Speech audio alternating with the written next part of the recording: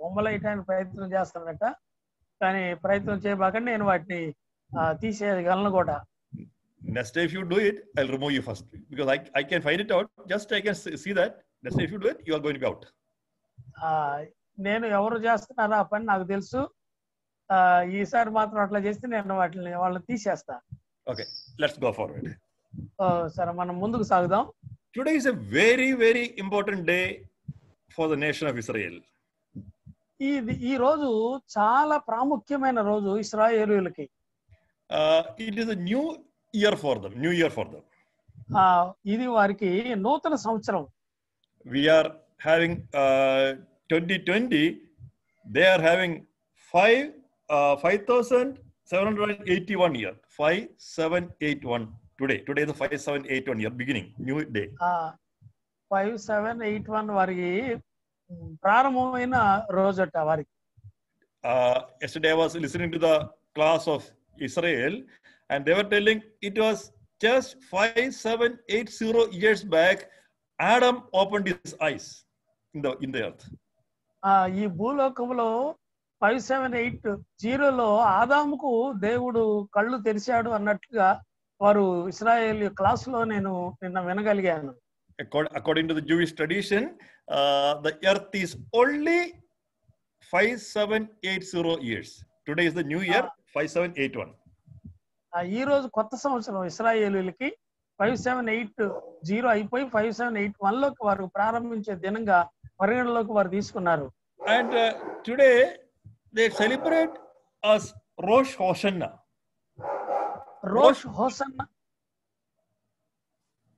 Roche hosanna అనే ఆ దినంగా వారు సంతోషంగా అవలంబిస్తా ఉన్నారు. It is a day where actually the Jews they blow the horn, shofar. It's called shofar. The horns, ram's horn. They blow, and throughout the Jerusalem they are blowing the horns. Called shofar. అంటే వారు ఇప్పటి వరకు కూడా వారు కొమ్ముల్లాగా పెట్టుకుని యెరూషలేములో వారు పాటలు పాడుతూ కొనసాగుతూ ఉంటారు. Not పాడు. They actually they blow the horns. That tusk, no. అంటే కొమ్ములు పట్టుకొని బోరలు ఊదిలాగా వారు దాన్ని సెలబ్రేట్ చేసుకుంటారు. So they throughout Israel they are celebrating this. ఈ ఇశ్రాయేలీయులు ఈ విధంగా కొనసాగుతూనే ఉంటారు అప్పటి నుండి కూడా. And today is the day they eat maximum fruits and or maximum food, actually food. వారి జీవితంలో ఎక్కువగా అసలు ఈ రోజు ఆహార పదార్థంగా ఫ్రూట్స్ మాత్రమే తీసుకుంటారు, ఫలాలు. On that dining table they keep the head of a ram. They cut a ram and keep the head on the dining table. వాస్తవంగా వారి టేబుల్ మీద గొర్రె యొక్క తలకాయ పెడతారు, కానీ వాళ్ళు ఫలాలు మాత్రమే తింటారు. All these are done for one purpose. Whatever they do is for one purpose. కానీ ఇదంతా వారు ఎందుకు చేస్తున్నారంటే ఒక ఉద్దేశం బట్టి వారు చేస్తూ ఉంటారు. The reason is Abraham was offering Isaac at Moriah. There God has shown him a ram. Abraham went and caught that ram and killed the ram. అబ్రాహాము ఇస్సాకును బలర్పించిన మొరియా పర్వతం దగ్గర అక్కడ ఒక బలి పశువుగా ఒక గొర్రె దొరికింది. దాన్ని పట్టుకొని వచ్చి అబ్రహాం బలిచ్చాడని మనం ఎరుగుదాం. So to bring to mind that incident of the sacrifice of a ram instead of Isaac, they blow the shofar, or rather the horn, understand horn, no? And they celebrate that.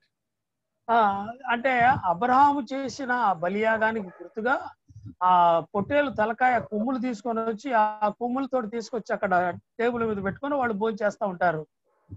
One more thing they do is after Adam and Eve sinned, God has covered them with the coats of skin. That skin again ram was killed, and again to remember that they blow the horn. అంటే ఆదాముకు చర్మపు చొక్కాయలు తొడిగించి చర్మాన్ని వారితో కప్పాడు కాబట్టి అందుకు మాత్రమే కాకుండా ఈ సందర్భంగా కూడా అబ్రహాము జీవితంలో జరిగించాడు కాబట్టి దాన్ని గుర్తుగా వారు ఈ పండుగలాగా ఆచరిస్తూ ఉంటారు. Yesterday that Jewish Rabbi Yenkin, I was talking with him. He said, you must understand very clearly this year is going to be very, very difficult year for the world. The coming year is going to be very difficult for the world. అంటే ఆ రబ్బాయి తోటి అయ్యారు phone లో మాట్లాడారంట. వాళ్ళు చెప్పింది ఏంటంటే గడిచే రాబోయే ఈ సంవత్సరం వారి జీవితంలో చాలా సమస్యాత్మకంగా ఉండబోతుందా ఎదుర్కోబోతున్నామని ఆ రబ్బాయి చెప్పాడట. ఆ రబ్బీ Rabbi Enkin. His name is Rabbi అని ఆయన చెప్పాడు ఇలా. And the Israel has reached an agreement with UAE and Bahrain and all. We know all that. ఆ బహ్రెయిన్ తోటి యుఏఈ తోటి ఇస్రాయేలీలు సంధి చేసుకున్న సంగతి మనందరికి బాగానే తెలుసు. We know all that. We are reading the papers and seeing the news. News వార్తల్లో కూడా పేపర్లో కూడా మనం చూస్తూనే ఉంటున్నాం వారి యొక్క సంధి. The Prime Minister of Israel, Benjamin Netanyahu, has gone to the White House in Washington. There, that is the Bahrain authorities and the UAE authorities, they signed that agreement, peace accord. ఈ సమాధాన సంబంధమైన ఈ ఒక నిబంధన చేసుకున్నారు. White house కి వెళ్ళి ఈ బెంజమిన్ నెతన్యాహు యుఏఈ ప్రెసిడెంట్ వారిద్దరు వెళ్ళి సంతకాలు కూడా చేశారు. Actually they said it's going to be a time of peace, but the Jews says it's time of tribulation. వారు చెప్పేది ఏంటంటే ఇది సమాధానానికి చిహ్నం అంటున్నారు, కానీ ఇశ్రాయేలీలకేమో ఇది శ్రమకాలం అన్నట్టుగా సూచించబడతా ఉంది. And this Rabbi Enkin was telling the days are going to be very, very bad for Israel. That's what he was talking to us yesterday. ఇక ఆ రబ్బీ ఆయన చెప్పిన మాట ఏమంటే రాబోయే సంవత్సరం చాలా కష్టకాలం రాబోతుందని ఆయన చెప్పాడట. And it's going to be a time of Jacob's trouble. అంటే యాకోబు శ్రమదినం రాగబోతుంది అన్నట్టుగా చెప్పాడు. Isaiah is telling they signed an agreement with the death, covenant with death. That is exactly what is happening right in front of our eyes. అంటే మన కళ్ళ ముందు మరణంతో వారు నిబంధన చేసుకున్నారు అన్నట్లుగా అది మన కళ్ళ ముందు జరగబోతా ఉంది. This much I told just to inform you what is happening in the world in these days. ఈ రోజుల్లో ప్రపంచంలో ఏమేమి జరగబోతా ఉందనేది ఈ కొద్దిపాటి సమాచారం మీకు అందజేస్తా ఉన్నాను. I am not teaching you any eschatology. I am teaching you only Romans. So if I was talking eschatology, I should have going into that direction. But as I'm taking Romans, I'm coming back to the book of Romans. నేను జరగబోయే భవిష్యత్తు గురించి నేనేం మాట్లాడలేదుగా, నాకు చెప్పాలంటే చాలా time పడుతుంది, కానీ రోమ పత్రికలో నుంచి మరికొన్ని విషయాలు మనం ధ్యానం చేయబోతున్నాం. So we will read the book of Romans. We have been reading chapter 1. We will read 1 to 7 again. మరలా రోమీయులకు రాసిన పత్రిక 1వ అధ్యాయము 7 వచనాల వరకు ఉన్న భాగాన్ని మరొకసారి చదువుతున్నాను. యేసుక్రీస్తు దాసుడును అపోస్తుడుగా ఉండుటకు పిలువబడిన వాడును దేవుని స్వార్థ నిమిత్తం ప్రత్యేకించబడిన వాడునైన పౌలు రోమాలో ఉన్న దేవుని ప్రియులందరికీ అనగా పరిశుద్ధులుగా ఉండుటకు పిలువబడిన వారికి శుభమని చెప్పి వ్రాయున్నది. మన తండ్రి అయిన దేవుని నుండి ప్రభు అయిన యేసుక్రీస్తు నుండి కృపా సమాధానములు మీకు కలుగునుగాక. దేవుడు తన కుమారుడు మన ప్రభువునైన యేసు క్రీస్తు విషయములో ఆ సువార్తను పరిశుద్ధ లేఖనములందు తన ప్రవక్తల ద్వారా ముందు వాగ్దానం చేశాను. యేసు క్రీస్తు శరీరమును బట్టి దావీదు సంతానముగాను మృతుల్లో నుండి పునరుద్ధానుడైనందున పరిశుద్ధమైన ఆత్మను బట్టి దేవుని కుమారుడుగాను ప్రభావముతో నిరూపించబడెను. ఈయన నామము నిమిత్తము సమస్త జనముల విశ్వాసమునకు విధేయులగునట్లు ఈయన ద్వారా మేము కృపను అపోస్తలత్వమును పొందితిమి. మీరును వారిలో ఉన్నవారై యేసుక్రీస్తు వారుగా ఉండుటకు పిలువబడి ఉన్నారు. That's right. Okay. May the Lord add his blessing to the reading of the scriptures. దేవుడు ఈ చదవబడిన లేఖన భాగాన్ని మనకు అద్భుతమైన దీవించి ఆశీర్వదించుగాక. Last weeks we have been seeing the various topics of the 16 chapters of the book. ఈ రోమీయులకు రాసిన పత్రికలో ఉండిన 16 అధ్యాయాల్లో చెప్పబడిన విషయాలు మనం కొన్ని గమనించాం. I understand that you are remembering all that. That's very important topics actually. ఇవన్నీ కూడా చాలా ప్రాముఖ్యమైన విషయాలే, అవి మీకు జ్ఞాపకం చేశాను. Then last week we have seen Paul, servant of Jesus Christ, means little small. He is called and separated person of the Lord, apostle of the Lord. ఆ దేవుని కొరకు ప్రత్యేకించబడిన వాడు, అపోస్తులుగా పిలువబడిన వాడి గురించి విషయాలు మనం క్రితం తరగతిలో మనం చదువుకున్నాం, నేర్చుకున్నాం. Now, last week, a little bit we started and going forward into that. He's trying to explain the gospel. Paul, a son of Jesus Christ, called to be an apostle separate for the gospel of God, which he had promised afore by his prophets in the Holy Scriptures. అంటే పరిశుద్ధ లేఖముల యందు తన ప్రవక్తల ద్వారా ముందుగా వాగ్దానం చేయబడిన క్రీస్తు ప్రభువుని గురించి, సువార్తల గురించి ఆయన వివరించినట్లుగా మనం పోయిన తరగతిలో జ్ఞాపకం చేసుకున్నాం. We are saying the gospel is not a new thing. It's an old thing which was explained, rather taught in the Old Testament. అంటే సువార్త అనేది క్రొత్తదేం కాదు. ఇది ముందుగానే ప్రవక్తల ద్వారా పాత నిబంధనలో ముందుగానే లిఖించబడిన విషయమే తర్వాత వెలుగులోకి ఇప్పుడు కొత్త నిబంధనలో చూస్తున్నాం. We have seen in the book of Deuteronomy chapter 18 chapter 8 verse 18 that I will raise up one prophet among you from your own brother. That's what Lord is talking to Moses. మోషేతో మాట్లాడుతూ ఉన్నాడు. మోషే లాంటి ప్రవక్తను మీలో నుండి పుట్టిస్తానని ద్వితీయోపదేశకాండం 18:18లో రాయబడింది. Then we have seen Isaiah and Jeremiah, all these portions we have seen all this. I'm just running across there. ఇవన్నీ పోయిన వారం మనం గమనించాం. యెషయా గ్రంథంలోను ఇర్మియా గ్రంథంలో కూడా రాయబడ్డ మాటలు. We have seen this book of Romans has more than 61 quotations from the 14 books. 14 books of the Old Testament, Paul has quoted more than 61 times. ఇక్కడ అది power. Can you hear me? Yes brother, 1 minute. ఇక్కడ పాత నిబంధన గ్రంథంలో రాయబడ్డవి మనం గమనిస్తే 61 సార్లు రాయబడింది. 14 పుస్తక గ్రంథాల్లో నుంచి 61 సార్లు రాయబడింది. I think this is what I was talking a little bit also. The gospel is about Jesus Christ. This also I was touching last time. Yes. పోయినసారి నేను మీకు చెప్పిన జ్ఞాపకం ఉంది. సువార్త అంటే రక్షకుడైన యేసు ప్రభువుని గురించిన మాటలే అని మనం గుర్తు చేసుకున్నాం. Last week I was talking on Jesus Christ. Jesus is the Savior and is the anointed prophet and king. ఆయన అభిషేకించబడిన ప్రవక్త, యాజకుడు, రాజు అని కూడా మనం గమనించాం. This was the last topic I was explaining last week. ఇది పోయినసారి మీకు తెలియజేసిన పాఠ్య భాగంగా గుర్తుంది. I'm going to start my class today. Yes, ఈ రోజు మరొక తరగతిని మనం ధ్యానం చేయబోతా ఉన్నాం.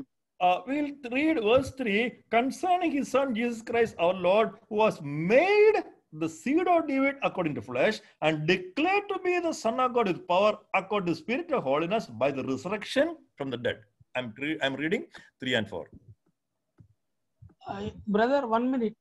Last time you already explained this. Just because I have something else also I'm putting that way. Because yes, last time notes not available. Now. No, I'm adding something more. You're going to say that. Okay. You just okay. Say it.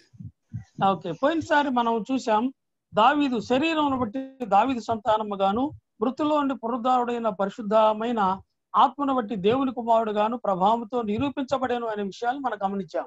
This is actually 3 and 4. ఇది 3-4 వచనాలలో మనం చదివాం. So we are seeing this also.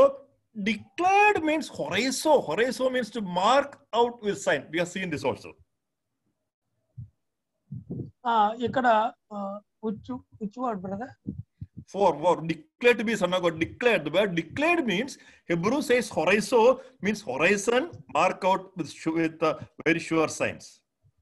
ఆయన నిరూపించబడెను అనే మాట, నిరూపించబడేను, దేవుని కుమారుడుగా నిరూపించబడేను అని అక్కడ వెలుగులోకి తీసుకొచ్చిన మాట మనం గమనించాం. హొరైజో అనే మాట. హొరైజో means to mark out with sure sign. అంటే ఖచ్చితమైన ఆధారాలతో నిరూపించబడ్డాడు అనే మాట అక్కడ రాయబడింది. So Christ is declared to be a son of God means the horizon, if there is anyone has to pass from earth to heaven, he has to pass through the horizon, and that connecting link between the earth and heaven is Christ. That's what the meaning is declared horizo. అంటే ఆయన నిరూపించబడెను అనే హొరైజో అనే మాటలేమంటే భూ సంబంధమైన దాన్ని పరసంబంధమైన దాన్ని రెంటిని కలిపి ఆయన నిరూపించబడుతున్నాడు అనే మాటలు మనం ఇక్కడ గుర్తుపెట్టుకోవాలి. Last week, I think I explained this also. ఇవి కూడా నేను మీకు పోయిన వారం మీకు జ్ఞాపకం చేశాను అనుకుంటున్నాను. And this I not explained last time. I am going to explain that now. This is a new topic for you. Okay, పోయినసారి మీకు వివరించలేదు ఈ విషయాలు, మరి ఈ రోజు కొత్తగా ఈ మాటలు మీకు చెప్పబోతా ఉన్నాను. So we must understand he is actually the seed of human and also the seed of he is actually seed of David and son of God. ఇక్కడ దావీదు సంతానం అన్నాడు మాత్రమే కాకుండా దేవుని కుమారుడు అని ప్రభావించబడ్డాడు అని చెప్పబడతాం. I'm going to take you to the humanity of Christ. He is the seed of David. ఇక్కడ యేసు ప్రభుల వారిని దావీదు సంతానము అనేది మనకి ఇక్కడ చూపించబడతా ఉంది. When you look at Christ, you can find two personalities intermingled yet distinct. అంటే ఆ రెండు వ్యక్తిత్వాలు ఏకంగా కలిసినట్టుగా కనపడతాయి, కానీ వేరువేరుగా వారి వారి గుణగణాలు మనకి ప్రత్యక్షపరచబడతా ఉంటాయి. It is not merging together. No, he is human and he is actually equally man. అంటే మానవుడితో కలిసిన లక్షణాలు అందులో ఉన్నాయి. అంటే అందులో ఇమిడిపోయాడని కాదు, మానవ లక్షణాలు దైవ లక్షణాలు ఇమిడియాయని కాదు, మానవ లక్షణాలు కూడా కనపడతా ఉంటాయి. You must understand these two personalities of Christ, then only you can understand who Christ is. అప్పుడు యేసు ప్రభువుల వారి యొక్క ఈ రెండు విధాలైన గుణ లక్షణాలు మనకు అర్థం చేసుకుంటే అసలు యేసు ప్రభు అంటే ఏంటో మనకు అర్థమైంది. Can God grow up? అంటే దేవుడిలో ఎదుగుదల ఉంటుంది అంటారా? You say no. No, లేదు, కానే కాదు. But Christ in his humanity, Luke 2:40 and 52 says he grew up. He grew. లూకాసు సువార్త 2వ అధ్యాయం 40-52 వచనాలు గమనిస్తే ఆయన ఎదుగాడు అనే మాటలు మనం గమనిస్తాం. ఎదుగుదల ఉంది ఆయనలో.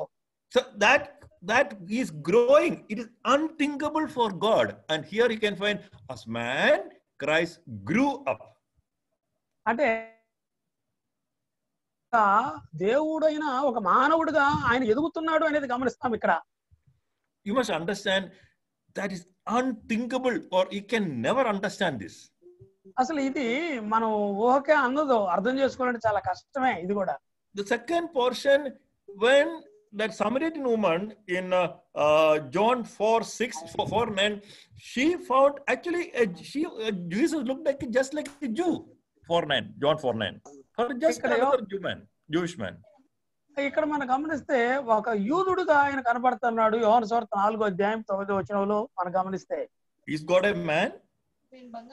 ఆయన ఒక మానవుడుగా ఉన్నాడు. No, God is actually a spirit. Here, when you look at Christ into his humanity, you find him just as a man.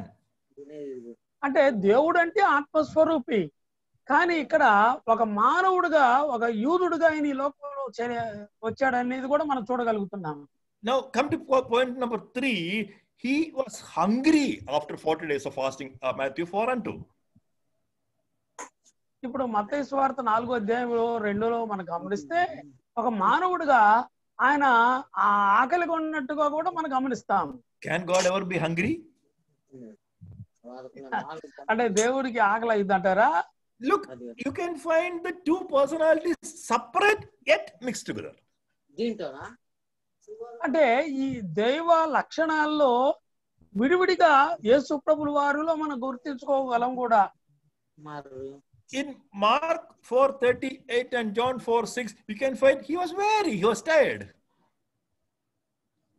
ఇక్కడ మనం గమనిస్తే మార్కు సువార్త 4:38లో, యోహాను సువార్త 4:6లో మనం గమనిస్తే ఆయన అలసిపోయిన వాడిగా కూడా మనకు కనపడతా ఉన్నాడు.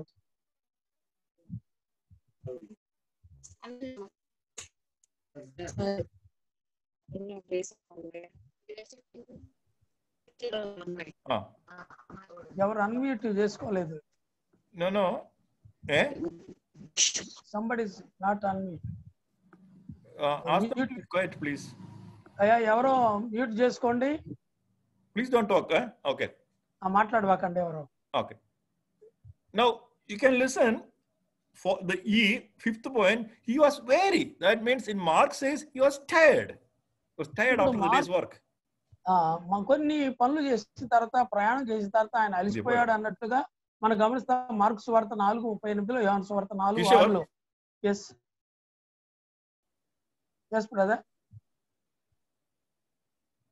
Okay. Then the next point, he wept actually. And continue. ఈ తర్వాత మనం గమనిస్తే ప్రభువుల వారు కన్నీరు గార్చాడు అనే మాట కూడా మనం చూస్తున్నాం యోహాను సువార్త 11:35. Then you can find he suffered, he bled, and he died. All these aspects are purely talking of a man. ఈ ఆయన ఇబ్బంది పడ్డాడు అని, రక్తం కార్చాడని, చనిపోయాడని, ఇవన్నీ కూడా మానవునికి సంబంధించిన గుణగణాలన్నీ ఇమిడి ఉన్నాయి ఆయనలో. So you can understand very clearly when you read these portions, you can understand Christ is a perfect man, perfect man. అంటే క్రీస్తు ప్రభువుల వారు సంపూర్ణమైన మానవుడు అని ఈ వచనాల ద్వారా మనం నిరూపణ చేయొచ్చు. So that is very important for us. He is a man actually. ఆయన వాస్తవంగా మానవుడు వాస్తవంగా. Now let us look at this deity. He is God. ఈయన దేవుడు. ఈ విషయాలు కూడా మనం గమనించబోతున్నాం చూడండి ఆయన దైవత్వాన్ని గురించి. I told clearly he is perfectly man, perfect human. These personalities are never mixing together, separate, yet they are together. అంటే దైవత్వ లక్షణాల గురించి, మానవ లక్షణాల గురించి ఆయనలో గమనిస్తాం కానీ ఈ రెండు కలిసినట్టుగా ఒక వ్యక్తిలోనే మనకు కనపడ్డా కానీ వేరువేరుగా గుణాలకు కూడా మనం చూడగలం. Titus 2:13 says he is called great God. ఇక్కడ గొప్ప దేవుడు అనే మాట తీతు రాసిన పత్రిక 2:23 మనం గమనిస్తున్నాం. Can a man be called God? ఈ మానవుడు అయితే మరి ఆయన దేవుడు కాగలడా గొప్ప దేవుడని? Revelation 1:8 and 18 says he is eternal. He is Alpha and Omega. He has no beginning, no end. అంటే ఆయనకు ప్రారంభం లేదు, ముగింపు లేదు. అల్ఫా నేనే, ఒమేగా నేను, మొదటి వాడని కడపటి వాడు నేనని ప్రకటన గ్రంథం 1:8-18 కూడా వ్రాయబడింది. How can eternal God be born? Is there a birth or a date of birth for eternal person?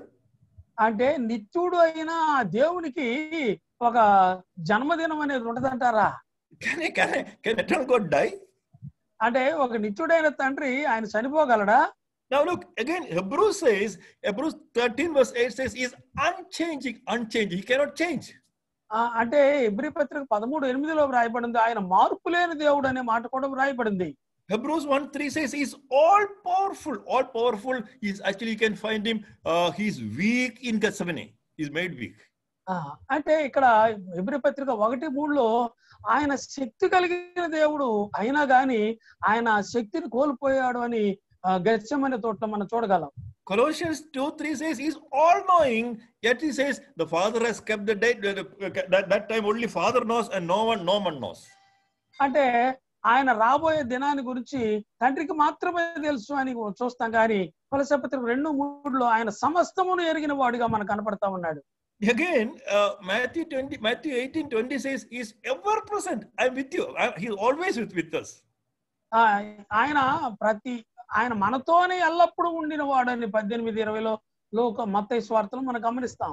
When you look at the personalities of God, you can find he's a perfect human with all the human limitations and perfect God with all the perfections of God. అంటే దైవత్వం యొక్క సర్వపరిపూర్ణత అనేది మరొక ప్రక్కన మానవుని యొక్క పరిధులతో నింపబడిన వ్యక్తిత్వ ఆయన ఇద్దరిలో అంటే రెండు గుణగణాలు కలిగిన వాడిగా ఉన్నాడు మన ప్రభు. That is why Paul is telling concerning his son, verse 3, concerning his son Jesus Christ our Lord, which is made the seed of David according to flesh and declared to be the Son of God with power according to the Spirit of holiness by resurrection from the dead. శరీరం బట్టి దావీదు సంతానముగాను మృతుల నుండి పునరుద్ధానుడైనందున పరిశుద్ధమైన ఆత్మను బట్టి దేవుని కుమారుడుగాను ప్రభావంతో నిరూపించబడెను అనే మాట మనం చదువుతున్నాం. Christ's resurrection is the proof. The resurrected, that is the proof that he is Son of God. అంటే యేసు ప్రభువులు వారు తిరిగి లేచాడు, అదే గొప్ప రుజువు, అదే దేవుని కుమారుడు అని చెప్పటానికి. No man can ever defeat death and rise again. No man has ever done it. అసలు ఏ మానవుడు కూడా చనిపోయి ఎవరు కూడా తిరిగి లేవలేదు, మరణాన్ని ఓడించలేదు. But Christ died and he rose again. అంటే క్రీస్తు ప్రభు చనిపోయాడు, మూడో దినాన్ని తిరిగి లేచాడు. But you will tell, oh brother, so many people that is Lazarus rose again. All true. Christ himself has raised a lot of people. They died again. అంటే లాజరు చనిపోయి తిరిగి లేచాడు కదా, ప్రభుల వారు కూడా కొంతమంది తిరిగి లేపారు కదా, అయితే కావచ్చు. కానీ యేసు ప్రభు చనిపోయి తిరిగి లేచాడు, వాళ్ళు మాత్రం అలా చనిపోయారు. So that resurrection, the strength, rather the power of resurrection is only with the Lord Jesus Christ.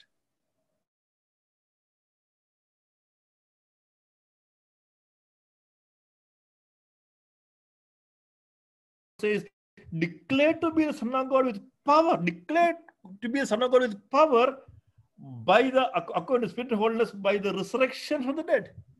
అంటే మృతుల పునరుద్ధానాన్ని బట్టి దేవుని కుమారుడుగా ప్రభావముతో నిరూపించబడిన అనే మాట మనం గమనిస్తున్నాం. That is the specialty of his resurrection. అది పునరుద్ధానములో ఒక ప్రత్యేకతను సంతరించుకుంది. But I have shown you two natures of Christ, the perfect man and perfect God. అంటే సంపూర్ణమైన మానవత్వం, సంపూర్ణమైన దైవత్వాలు కలిగిన ప్రభుల వారిని మనం ఇప్పటి వరకు చూసాం. When you look at the Bible, whenever Bible speaks of the two natures, it's always explained together. Always is explained in one form, together only. ఇప్పుడు దైవత్వము మానవత్వము రెండు కలిపి ఒకే చోట నిరూపించబడినట్లుగా కూడా మనం గమనించగలం. I told you the man and God, the two personalities cannot be mixed and cannot be separated, but this is the way the verses are written about Christ. This is the only way. కానీ మానవత్వం కలిగిన మానవుడుగా దైవత్వం కలిగిన ఈయన ఇద్దరు కలిపి ఉండటం అనేది కష్టమే కానీ యేసు ప్రభువు వారిలో మాత్రమే ఈ వచనాలు నిరూపించబడ్డాయి. Let me repeat that word. It cannot be separated and it cannot be united. That is speciality of these two natures. అది ప్రత్యేకంగా చేయలేము.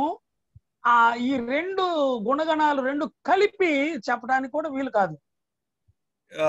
Isaiah 9:6, Christ, for unto us a child is born and a son is given. Look at that. Child is born, son is given. It's mixed and yet separate. అంటే వేరుగా కుమారుడు ఇవ్వబడ్డాడు, శిశువు మనకు అనుగ్రహించబడ్డాడు అనే మాట రెండు మాటలు అక్కడే మనం 9:6 మనం గమనిస్తాం. You can find the two natures. Child is born, man, that is about man. Son is given, that is divine. These are separate yet united together. అంటే ఈ రెండు కలిసి అయినట్టుగా మనం చూస్తాం. శిశువు అనేదేమో మానవత్వానికి సంబంధించింది, కుమారుడు ఇవ్వబడ్డాడు అనేది దైవత్వానికి సంబంధించినట్టుగా ఈ రెండు ఒకే చోట మనకి లభ్యమవుతాయి. That is how the Bible is explaining about his two personalities. It is two separate కానీ ఈ రెండు గుణగణాలు కూడా ప్రత్యేకమైనవి, కానీ రెండు గుణగణాలు కూడా మనం అక్కడ చూడగలం. Now look, Galatians 4:4, when the fullness of time came, God sent forth his son made of a woman under law. Look, God's son came made of a woman under law. That is divinity and humanity mixed together. గలతీ పత్రిక 4:4 వ్రాయబడ్డది కూడా అక్కడ శరీరం బట్టి ఆడ స్త్రీ సంతానంగా పుట్టాడు, అక్కడ దైవత్వం దేవుని కుమారుడుగా అక్కడ ఇవ్వబడ్డాడు అనే మాటలు కూడా మనం చదువుతాం గలతీ పత్రిక 4:4. Same is the case with Timothy. God was actually manifested in flesh and justified in spirit. Look, he manifested in flesh, humanity, justified in spirit, divinity. ఇక్కడ తిమోతి పత్రిక 3:16 వ్రాయబడింది, ఆయన మనుషుడుగా శరీరం బట్టి ఆయన ఈ లోకంలో పుట్టాడని మానవత్వం, ఆయన నీతిమంతుడుగా తీర్పు తీర్చబడ్డాడు ఆత్మను బట్టి అనేది అది దైవత్వ లక్షణంగా మనకు చూడబడతా ఉంది Timothy 3:16. You understood that clearly. Actually, when Bible speaks of the two natures of Christ, it is both the natures are separately shown, yet it is united. కానీ ఇక్కడ ఒకే వచనములో మానవత్వాన్ని గురించి దైవత్వాన్ని గురించి రెండు కూడా క్రీస్తు ప్రభువు వారి గురించి మనకు తెలియజేయబడతా ఉన్నాయి. There are a lot of references. I just took only 3. నేను చాలా వచనాలు ఉన్నాయి కానీ మనం ఒక 3 వచనాలు మాత్రమే తీసుకున్నాం. Remember this only one sentence. Whenever you find the nature of Christ explained, it is always the two natures are taken together yet separate, distinct. అంటే క్రీస్తు ప్రభుల వారి గురించి మనం ఎప్పుడు చెప్పినా గానీ, ఎప్పుడు తీసుకున్నా గానీ, మానవత్వాన్ని గురించి, దైవత్వాన్ని గురించి ఆ రెండు అందులో ఇమిడి ఉన్నట్లుగా మనం ప్రభుల వారి దగ్గర ఆ క్రీస్తు ప్రభుల గురించి తెలియచేయాలి. And another part is man, he is divine, and he died and he rose again. అంటే ఆయన మానవుడు, ఆయన దేవుడు మాత్రమే కాదు, ఆయన చనిపోయి తిరిగి లేచాడు అనేది కూడా ప్రాముఖ్యమైంది. Can God die? అంటే దేవుడు చచ్చిపోతాడా? Can man defeat death and resurrect again? అంటే ఒక మానవుడుగా మరణాన్ని ఓడించి తిరిగి లేస్తాడా? These are all impossible things, but Christ fulfilled all these impossibilities. అంటే ఈ అసాధ్యమైన వాటిని అన్నిటిని కూడా యేసు క్రీస్తు ప్రభువులో మనకు సామర్థ్యంగా కలుగు చేశాడు. And the word is very touching. Resurrection from the dead means resurrection from the dead one. So many out of many are going to resurrect because of this one resurrection. అంటే ఒకే ఒక్క పునరుద్ధానములో నుండి కొన్ని వేల మంది పునరుద్ధానం కలిగించబోతున్న విషయం మనం గుర్తు చేసుకోవాలి. You understand that? Man, God, and Christ is man and God together, and he died, and when he rose again, many are going to be resurrected back. అంటే ఒక మానవుడిగా యేసుక్రీస్తు ప్రభువు వారు చనిపోయాడు, ఒక దేవునిగా ఆయన పునరుద్ధానుడిగా తిరిగి లేచింది. ఎందుకంటే అనేకులు తిరిగి లేపడం కొరకు ఆయన లేచాడు. Because he died and he rose again, he has the authority to raise the people who are dead. He has only authority. ఎందుకంటే ఆయన చనిపోయి తిరిగి లేచాడు కాబట్టి చనిపోయిన వాడిని కూడా లేపగలిగిన అధికార సామర్థ్యం కలిగిన వాడు ఆయన మాత్రమే. John 5:21 says, as the Father raised up the dead, and even so the Son can rather raise up whosoever he will. అంటే తండ్రి తనకి ఇష్టమైన వారిని ఎలాగూ లేపాడు, అలాగునే కుమారుడు కూడా తనకి ఇష్టమైన వారిని లేపుతాడు అనే మాట యోహాను సువార్త 5:21లో వ్రాయబడింది. You understand that? Because of the death and resurrection of the Son of God, he can bring to life anybody who's dead. అంటే యేసుక్రీస్తు ప్రభులు వారు చనిపోయిన వారిని ఎవరినైనా గాని లేపగలిగిన సామర్థ్యం కలిగిన వాడు యేసు ప్రభులు వారు మాత్రమే, క్రీస్తు ప్రభువు మాత్రమే. Again, look, Christ is going to raise millions of people who are dead, and he's going to bring them back to life. అంటే చనిపోయిన వారిని ఆయన లేపబోతున్నాడు అనే మాటలు కూడా మనం గుర్తించాలి. Christ himself has risen back to life. ఎందుకంటే ఆయనే చనిపోయి తిరిగి లేచాడు కదా. For what? For whose glory? ఎవరు మహిమ కొరకు? Look, Christ rose again by, or rather the word can be translated for the glory of Father. By, or you can say Christ rose again for the glory of the Father, not for his own glory. అంటే యేసు ప్రభులు వారు తిరిగి లేచింది ఆయన మహిమ కొరకు కాదు, తండ్రిని మహిమపరచాలని తిరిగి లేచాడు ఆయన. Again, he is going to raise all those people who are dead for not for his glory, but for the glory of the Father. అంటే చనిపోయిన వారిని క్రీస్తు ప్రభు లేపబోతున్నాడు, అది తండ్రి మహిమ కొరకే ఆయన లేపబోతున్నాడు. అర్థమైంది కదా ఈ విషయాలు వివరంగా? Christ took birth for what? For the glory of God, for the glory of Father. Christ lived for the glory of Father. Christ died and rose again for the. అంటే యేసు ప్రభుల వారి యొక్క జననం కానివ్వండి, యేసు ప్రభుల వారి జీవితం కానివ్వండి, యేసు ప్రభుల వారి మరణం కానివ్వండి, యేసు ప్రభుల వారి పునరుద్ధానం కానివ్వండి, ఇవన్నీ కూడా తండ్రికి మహిమకరంగా ఉండే దాని కొరకే జరిగాయి. Again, look at the life of Christ. Christ took birth for whom? For the glory of Father. Yes. True. For the glory of Father, true. At the same time, for humanity, for you and me. తండ్రికి మహిమ తీసుకురావడం కొరకు మాత్రమే ప్రభులు వారు జన్మించలేదు కానీ మానవుల సంరక్షణార్థమై కూడా ఆయన జన్మించాడు. You got it clearly? And Christ lived in the world. For whom? For the glory of Father. At the same time, to be an example for us. అంటే యేసు ప్రభువుల వారు ఈ లోకములో జీవించాడు తండ్రికి మహిమార్థమే, కానీ మనకందరికి మాదిరిగా ఉండేదాని కొరకు ఈ లోకంలో జీవించాడు. Christ died and rose again. For what? For the glory of Father. At the same time, for the redemption of us from our sin.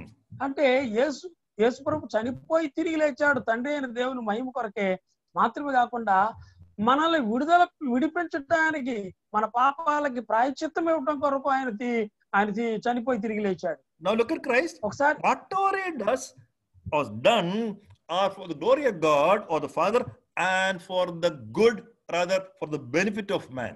అంటే తండ్రి అయిన దేవుని మహిమ కొరకు మాత్రమే ఆయన కార్యాలు చేయలేదు, కానీ మన కొరకు మంచిగా ఉండేదాని కొరకు కూడా ఆయన కార్యాలు జరిగించిన వాడిగా ఉన్నాడు. There is a wonderful lesson for us to learn. ఇందులో నుండి మనకు ఒక పాఠం మనం నేర్చుకోవాల్సిన వారిగా ఉంటున్నాం. God has gone to his life for what? ఇప్పుడు మనకి జీవాన్ని అనుగ్రహించాడు. ఎందుకు ఇచ్చాడు జీవాన్ని? We are living in the world for what? ఈ లోకంలో జీవిస్తున్నాం. ఎందుకొరకు జీవిస్తున్నాం? The purpose of our life in the world is for the glory of Father and for the welfare of the believers, మన co-believers. తోటి విశ్వాసులైన వారికి క్షమార్థంగా ఉండేదాని కొరకు మాత్రమే కాకుండా దేవుని మహిమ కొరకు కూడా మనం ఈ లోకంలో జీవించే వారికి ఉండాలి.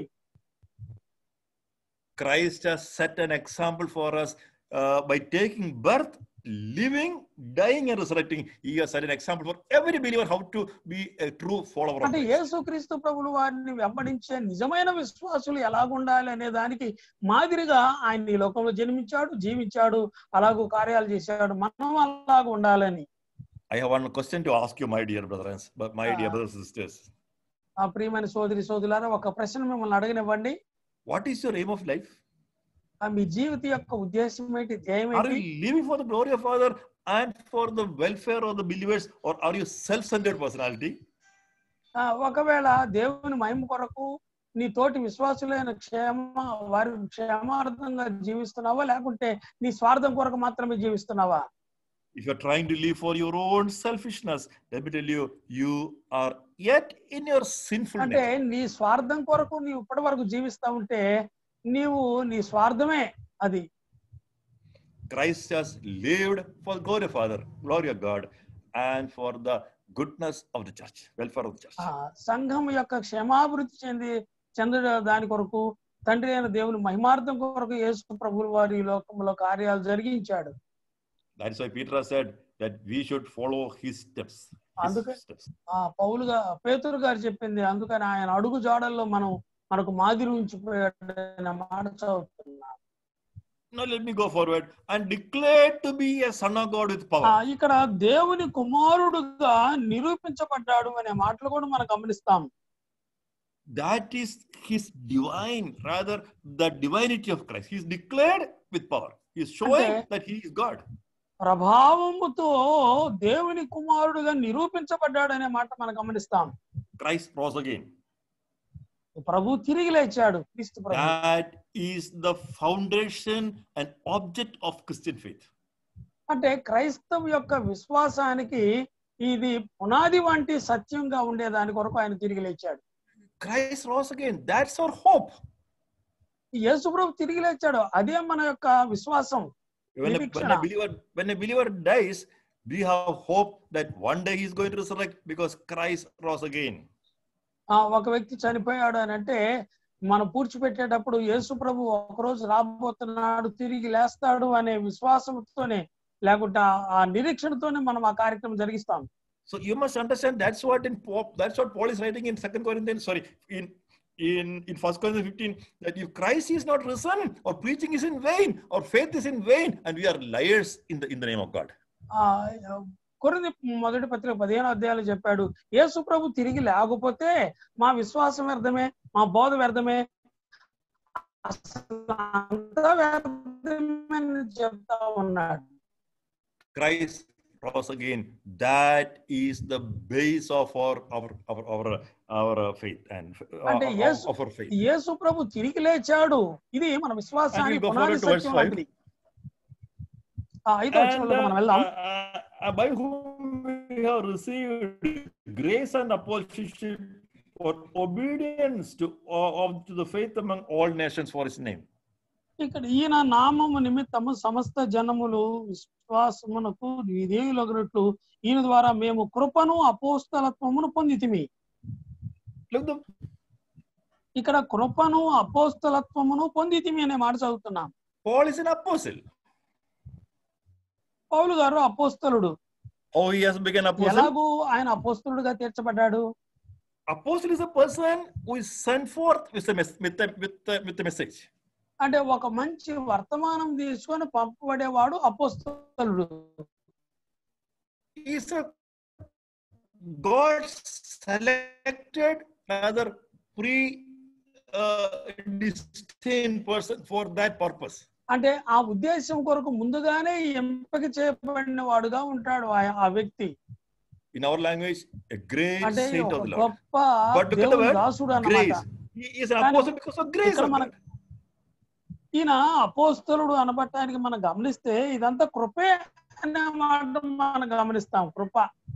You must understand, without grace, no one can say, I'm saved.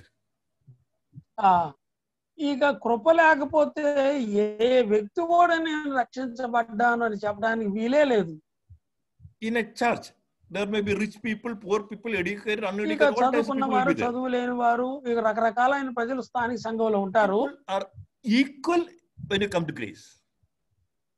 అంటే ఈ రకరకాలైన వ్యక్తులు అందరూ కృప కిందకే వచ్చేస్తా ఉంటారు. Because without grace, all are lost, condemned sinners. ఎందుకంటే మనం అందరం పాపాత్ములుగా తీర్పు తీర్చబడ్డాం. కృప లేకపోతే మన పాపాత్ములుగా తీర్పు తీర్చబడేదే. So what we can boast? I received grace, Kishore received grace. The equal grace has brought us together. Where is the boasting? Where is the boasting? నీవు నేను మెచ్చుకోవడానికి మెప్పించుకునేది ఏమీ లేదు. మనం అందరం కృపలోనే వచ్చాం. వాళ్ళని వీళ్ళని వ్యత్యాసాలు లేనే లేవు. Some people you say that he's a great servant of God. No, nobody is great servant of God. All are people who got grace and got saved by grace. గొప్ప గొప్ప ప్రసంగికులు గొప్ప గొప్ప వారని చెప్పుకునేవారు అది కాదు. కానీ ప్రాముఖ్యమైనది వీళ్ళందరూ కూడా కృప అనుగ్రహించబడడం ద్వారా మాత్రమే వారు ఆ ఆధిక్యత దొరికింది. Paul says, we have received, not he himself, not I. He said, we have received. మేము కృపను అపోస్తలత్వమును పొందితిమి అని అంటా ఉన్నాడు. So you must understand, before a person enters into ministry, the minimum qualification for a person, he should get grace and be saved. అంటే ఒక వ్యక్తి సేవలోకి ప్రవేశించాలంటే తగు మాత్రం కావాల్సిందంటే కృప అనేది ప్రాముఖ్యమైనది. There are so many unsaved ministers even today in the Christendom. ఈ ప్రస్తుతం ఈ క్రైస్తవ వ్యవస్థలో చాలా మంది కృపను పొందకుండానే బోధకులైన వారు చాలా మంది ఉన్నారు. 2 Corinthians it speaks of that they actually are the angels of light. వీళ్ళు వెలుగుదూత వేషం వేసుకునే వారుగా ఉన్నారని కొరింథీ 2వ పత్రిక 11, 13, 15లో రాయబడింది. Just read that. 11:13. కొరింథీ రాసిన 2వ పత్రిక 11వ అధ్యాయం 13, 15 వచనాలు మనం గమనిస్తే, they are false apostles, deceitful workers, transforming themselves to be apostles of Christ. No marvel, Satan himself is transformed into an angel of light. ఇక్కడ మనం గమనిస్తే 11వ అధ్యాయం 13, 14 వచనాలు మనం గమనిస్తే సాతాను వెలుగుదూత వేషం వేసుకొని వచ్చాడు అనే మాటలు మనం గమనిస్తాం. కొరింథీ రాసిన 2వ పత్రికలో ఆ మాటలు ఉన్నాయి. 11వ అధ్యాయం 13, 14 వచనాలు చదువుతున్నాను. ఏలయనగా అట్టి వారు క్రీస్తు యొక్క అపోస్తలుల వేషం ధరించుకుని వారై ఉండి దొంగ అపోస్తలులను మోసగాండ్రకు పనివారునై ఉన్నారు. ఇది ఆశ్చర్యం కాదు. సాతాను తానే వెలుగుదూత వేషం ధరించుకొనుచున్నాడు కనుక వాని పరిచారకులు నీతి పరిచారకుల వేషం ధరించుకొనుట గొప్ప సంగతి కాదు. వారి క్రియల చొప్పున వారికి అంతము కలుగును. If a person is coming to the Lord, or rather going for preaching without salvation, he is a false preacher or false apostle. కృపను పొందకుండా రక్షణ పొందకుండా ఎవరైనా స్వార్థ ప్రకటించడానికి వెళ్తున్నారంటే వాళ్ళు తప్పుడు బోధకులని మనం గుర్తించాలి. Matthew 11:28 says, first he said, come unto me. Then he said in Mark, go into the world, into the world. ఇప్పుడు మత్తయి సువార్తలో నా యొద్దకు రండి అని ప్రయాసపడి భారం మోయుచున్నారా వారలారా అని అంటా ఉన్నాడు. మార్కు సువార్తలో మీరు సర్వలోకానికి వెళ్ళి సర్వసృష్టికి సువార్త ప్రకటించండి అని వారికి చెప్తా ఉన్నాడు. A person has to first come to the Lord and learn from him, then he can go and preach. అందువల్ల మొదటిగా ఒక వ్యక్తి ప్రభు దగ్గరికి రావాలి, ఆయన దగ్గర నేర్చుకోవాలి, తర్వాత మాత్రమే బోధించడానికి బయటికి వెళ్ళాలి. Without meeting the Lord, without learning from the Lord, we can never preach the good news of the. ప్రభువును కలుసుకోకుండా, ప్రభు దగ్గర నేర్చుకోకుండా ఎవరు బయటికి వెళ్ళి సువార్త చేయడానికి వారికి అర్హత లేనే లేదు. Look again, verse 5. By whom we have received grace and apostleship for obedience to the faith among all nations for His name. ఇక్కడ ఈయన వారిలో ఉన్నవారు యేసు వారిగా ఉన్నట్టుకు పిలువబడి ఉన్నారు. Look, we got apostles, so we got the grace and we become apostles that we bring to obedience all the people in everywhere. ఇక్కడ మనం పై చదవాలి మన తెలుగు బైబిల్లో. ఈయన నామము నిమిత్తము సమస్త జనములు విశ్వాసమునకు విధేయులగునట్లు అనే మాట కూడా గమనిస్తాం. Why we got grace and why we got faith and how we got saved? What is the purpose? That we should bring others to faith and bring all nations to the obedience of Christ. అంటే కృపను ఎందుకు పొందుకున్నాం, విధేయతను ఎందుకు, విశ్వాసం ఎందుకు ఉంచాం, విధేయతను ఎందుకు చూపిస్తున్నామంటే అన్ని స్థలములో సమస్త ప్రజలైన వారందరినీ ప్రభు సన్నిధికి రప్పించాలి, ఈయన నామంలోకి రప్పించాలి. అందుకొరకే ఇవన్నీ మనకు అనుగ్రహించాడు. You must understand, we received all this just by faith. మనం పొందుకున్న అన్ని కూడా ఆ విశ్వాసం ద్వారా మాత్రమే మనం పొందుకున్నాం. Not only that, we received that faith so that we have peace with God. మనం పొందుకున్న విశ్వాసము ద్వారా మాత్రమే మనకు ఆయనతో సమాధానం కలిగిన వారిగా ఉన్నాం, నెమ్మది పొందిన వారిగా. We got grace, we got faith, and we have been given peace, and everything not for any of our boasting, but for the glory of God. ఇక్కడ కృపను గాని, విధేయతను కానివ్వండి, లేకుంటే విశ్వాసం కానివ్వండి, ఇవన్నీ కూడా మనం పొందుకున్నామంటే అది మనలో ఏమీ లేదు. ఇదంతా కేవలం ఆయన కృప ద్వారా ఇతరులకు ప్రయోజనంగా ఉండడానికి ఇచ్చాడు మనకు. If you are saved by grace, where is the boasting? ఇప్పుడు నీవు కృప చేత రక్షించబడితే మనల్ని మనం మెచ్చుకోవడానికి ఇంకేముంది అందులో?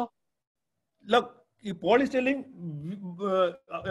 by whom we have received. He include all the apostles together. ఇప్పుడు ఈ మేము కృపను అపోస్తులత్వం పొందాము అన్నాడంటే ఆ పౌలు గారు కూడా అందులో కలుపుకొని చెప్తా ఉన్నాడు. He separated himself. He says, "Oh, let it be Peter or Paul or anybody. All of them received grace. That's why they become apostles." ఇప్పుడు పౌలు గారు, పేతురు గారు కానివ్వండి, ఎవరన్నా కానీ వారి కలుపుకొని చెప్తున్నాడు, మేమందరం కూడా కృపలోనే పాలు పొందామని చెప్తా ఉన్నాడు. They received grace. They were appointed apostles, and what they done now? They started preaching. ఇప్పుడు కృపను పొంది అపోస్తలత్వం పొందిన వారు అప్పుడు వారు పంపబడి ఇక్కడ బోధ తెలియజేస్తా ఉన్నారా?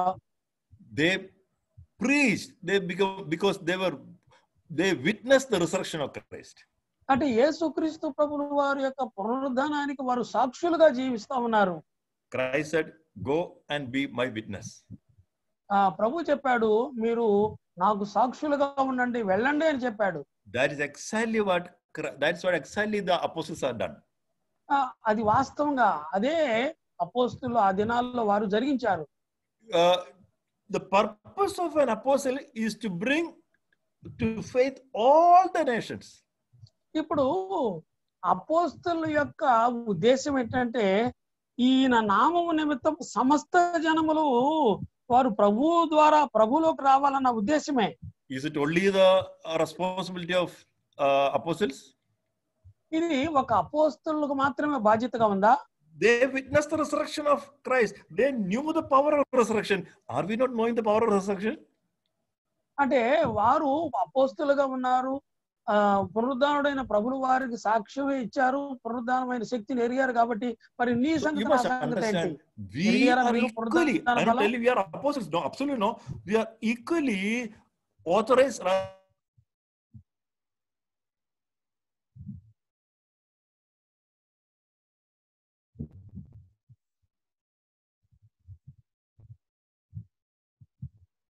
Go on. Sure. Yes, now I can get. Eh? Now I am receiving. Okay. Can you hear me now? Yeah, Shall I you what I was repeat, trying to tell- what repeat I was once trying to again. tell you, you can say that if you heard it. You repeat once again. Like I'm going to repeat it. Like apostles, we also have to be witness of the power of resurrection which we have అంటే experienced. మనం కూడా పునరుద్ధాన బలమును ఎరిగిన వారిగా ఉండి అల్లాడు అపోస్తులు చేయబడ్డట్టుగానే అట్లాంటి అనుభవం మనకు కూడా ఉంది. Let me go to verse 7. 7వ వచనానికి మనం వద్దాం. All that be in Rome, beloved of God, called to be saints, grace to you and peace from God our Father and the Lord Jesus Christ. ఇక్కడ మీరును వారిలో ఉన్న వారే యేసుక్రీస్తు వారుగా ఉండుటకు పిలువబడి ఉన్నారు అనే ఆఖరి వచనంలో మనం గమనిస్తాం. It says to all that be in Rome. ఇప్పుడు రోమాలో ఉండిన వారందరికీ అనే మాటలు కూడా మనం గమనిస్తాం. Look, is this letter written to the Church of Rome? ఇది రోమాలో ఉండిన సంఘానికి అని వ్రాస్తున్నాడు అంటారా? No. కానే కాదు. It is not written to the church. ఇది సంఘానికి రాయట్లేదు ఈ మాట. It is written to the people called the people, the many in Romans 16 you can find a lot of people, more than 21 people. All these people, to them it is written. అంటే అక్కడ వ్రాయబడ్డ మాట ఏమంటే అన్ని సమస్త జనములకు అన్ని జాతుల వారికి అనే మాటలు కూడా మనం గమనించగలం.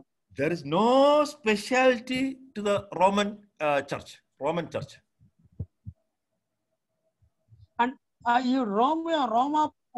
రోమాలో ఉండిన ప్రత్యేకమైన సంఘానికి ప్రత్యేకతను సంతరించి చేసి వ్రాయబడింది కాదు ఇది. We can say, with that I'll stop. There are so many churches throughout the world. ఇప్పుడు నేడు ప్రపంచంలో బోలెడని సంఘాలు ఉన్నాయి. Which church has authority upon other church? ఇప్పుడు ఒక సంఘం మీద మరొక సంఘానికి అధికారం ఉన్నటారా? ఏ సంఘం మీద ఏ సంఘానికి అధికారం ఉంది? No, absolutely no. లేదు, ఏమి లేనే లేదు.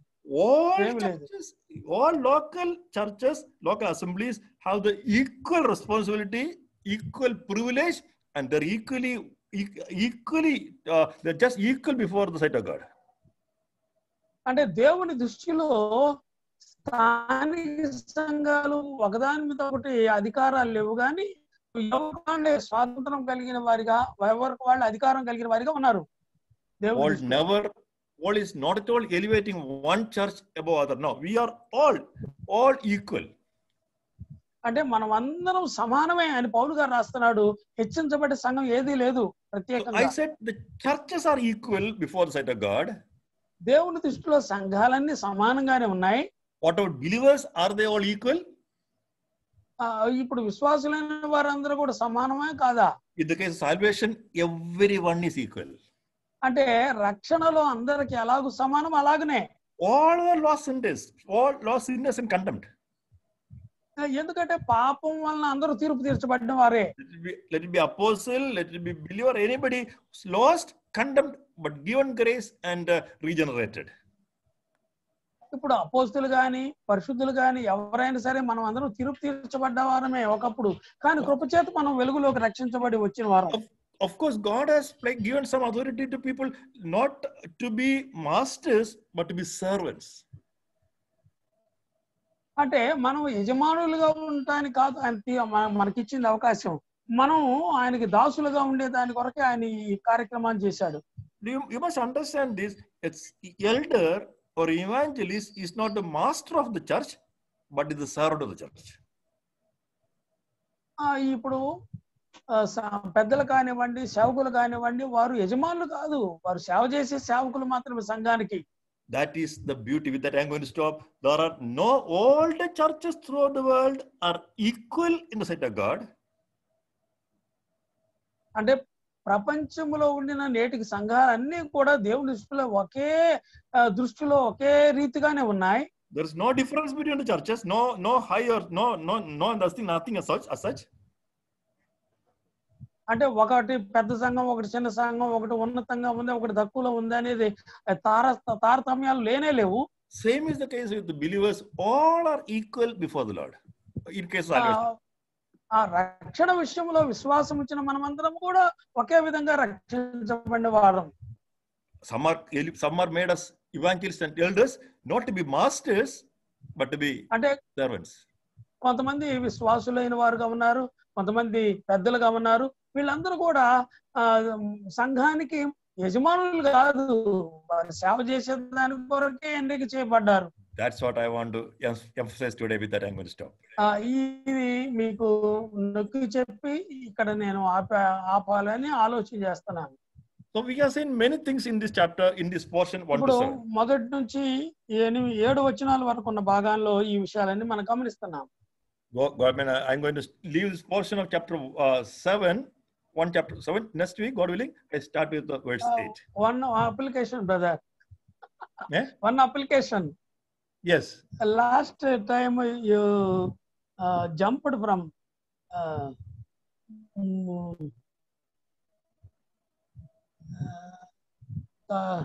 fourth verse, no? Resurrections. Resurrections sometimes are there, you mentioned about. You want me to explain again? Not now. Tomorrow, next week.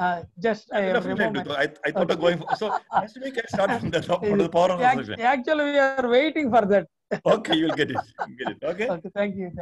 Okay, God willing, we'll do it next week. I thought of going forward. I'll explain that one. అంటే పోయినసారి మనం 7వ వచనంలో ఒక భాగం వదిలేశారు, అది చెప్తారని ఎదురు చూసాం. కానీ 8వ వచనానికి వెళ్తా ఉంటున్నారు కాబట్టి ఆ వచనాన్ని మరలా తెలియచేయమని రిక్వెస్ట్ చేశాను. అది వచ్చేవారని చెప్తా ఉన్నారు. పునరుద్ధానాల గురించి చెప్తా ఉన్నాడు. రిజరెక్షన్స్. Listening, and especially thank you, my dear beloved Kishore, and all of you. You're all very close to me. మీ అందరూ నాకు చాలా ఇష్టం. మరి విశేషంగా మీ అందరికి చాలా వందనాలు. I wait for Tuesday and of course this Friday, because these are 3 days I speak to other part of Kerala. Kerala బయట భాగాల్లో ఉన్న వారు సోమ మంగళ శుక్రవారాలు నేను వాక్యం అందిస్తా ఉన్నాను బయట వారికి. Monday I am with the Oriya people, and Tuesday I am with the 6-7 states, all North Indian states, and Thursday and Friday I am with Andhra. Sorry, not Thursday, Friday I am with Andhra. Correct. మన శుక్రవారం మన ఆంధ్ర వాళ్ళు చెప్తా ఉన్నారు, సోమవారం వచ్చి ఒరిస్సా వాళ్ళకి, మంగళవారం వచ్చేసి ఇతర 6 రాష్ట్రాల వాళ్ళకి చెప్తున్నారట, నార్త్ ఇండియా వాళ్ళకి. And Thursday I am with the Jews. I am in Jerusalem.